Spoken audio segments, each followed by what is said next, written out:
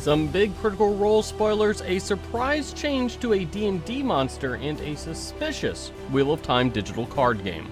Something fishy going on here. Welcome to 5 for Friday, a look back at 5 of the biggest tabletop and fantasy news stories of the week.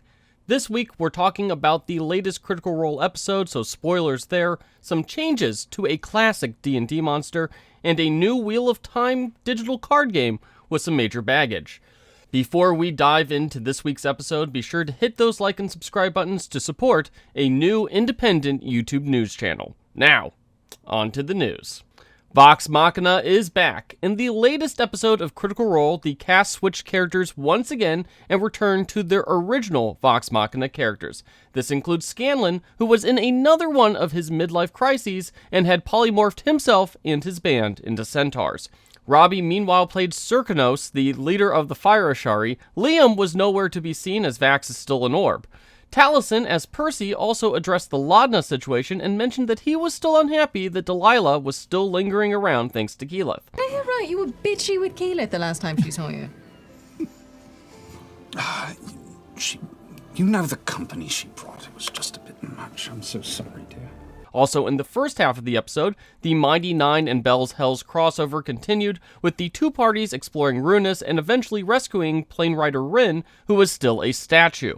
Also, everyone was dressed up as a Nick Cage character for Halloween, in case you're wondering why all these clips all feature the cast dressed up as Nick Cage characters. The popular strategy board game Root has launched their latest expansion on Kickstarter with 3 new factions and 2 new maps added to the asymmetric board game. Each of the new factions has their own mechanics and gameplay style, with the Twilight Council pressuring for peace, the Lilypad Diaspora balancing readiness with caution of outright conflict, and the Knaves of the Deepwood kidnapping warriors and holding them for ransom. The Kickstarter has already raised over $1.2 million. A new Wheel of Time card game is coming soon, but it has ties to blockchain and crypto. Cards of Eternity Wheel of Time is a new digital card game in which players control characters from the Wheel of Time franchise in a series of battles. Trailers for the game were released this week with a November 2024 launch date in the works. The game is a rebrand of Cards of Eternity, which is a blockchain-based card game developed by Aether Games. We'll note that Cards of Eternity makes no mention of NFT or blockchain technology in any of the press for the game, but honestly, some caution should still be had there in case you're interested in playing.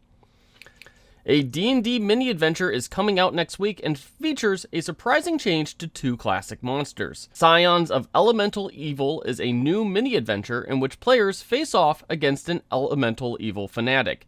In the adventure, players face off against an Incubus loyal to the Order of Falling Ash. The adventure uses 2024 stat blocks for the Incubus and reveals that Incubi, that's the plural of Incubus, can shapeshift into Succubi, which is the plural of Succubus, at the end of a long rest. While the two have identical stats, the Incubi and Succubi have different attacks, abilities, and spellcasting lists. Notably, the Incubus has access to Nightmare as a bonus action and can curse targets with his touch, causing them to not benefit from short rests.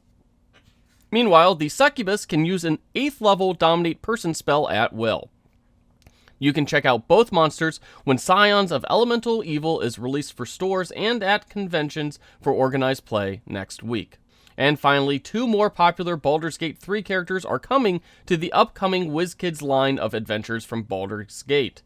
Both Mizora and the Emperor are being added to the set as retail exclusives. Now, these aren't for actual sale, but they can be used by stores as incentives for pre-ordering booster bricks or cases of the upcoming adventures from Baldur's Gate line. Unfortunately, that means you'll likely have to turn to the secondary market to grab one of these minis unless you have some connections at a game store, provided that you still want to get one of the few bangable mind flayers in existence on the table.